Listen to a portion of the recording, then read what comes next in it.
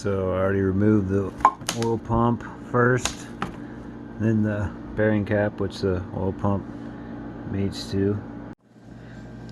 To get the other half of this seal out of the block, take this small punch. There's a metal insert in the seal. Take and line that small punch up with it and just tap, tap, tap. Ended up getting right there on the seal, near the center of it. Be careful not to hit up and mar your metal. Drive it out. Got it driven out. Seal driven up and around through far enough that I could get the vice grips on there, and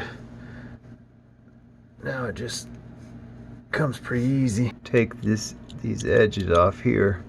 Take the sharp edge off so that it doesn't cut the seal as you go around. Of course, I think you'd only need to do it on the side that you're jamming the seal into, so it doesn't cut away part of the rubber as you insert it. Just barely knock that corner off. Install the seal with the larger lip towards the inside, and this side here with the ribs on the seal and the thicker flap goes towards the inside of the engine. Before going back in with these bearings, make sure these flange surfaces are clean. I went ahead and put some grease up there so it'll be lubed all the way around as I push it in. With the grease in there, you kept it lubricated as it came through. Reach up in there and clean this filth that are brought around with it. Leave it a 3/8 offset with the flange, so it'll be a 3/8 out on this side and 3/8 in on this side. And so I'm just measuring it here so I can duplicate it on the cap side. I've got the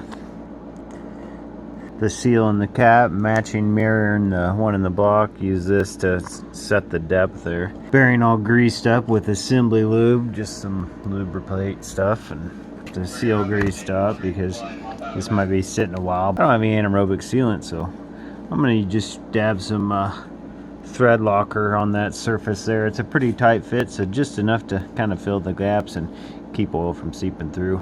And then these are the 7/16 bolts. It's just a two bolt cap, and these are to be torqued to 70 foot-pounds. And then this is the oil pump bolt, when this attaches to the bottom here, and I'll tighten that on with the single bolt, and that's to 65 foot-pounds. For the oil pump, they give you this new little ring, which you can see the groove there, and the groove on this extension rod. It should snap on there and lock the two together. I'm gonna go ahead and dab some grease in there so it's lubricated. We don't have metal on metal. And then oil pump flange, no gasket on that. Don't put any anaerobic sealant or anything, just bolts straight up. So you want to snap that ring on the bottom side first, and you can see I've got it greased up inside now. It helps that ring slip in too. And then I'm gonna jam this in there, and with that lock ring it should hold together. And be very careful as I'm going over to install it to try not to break it.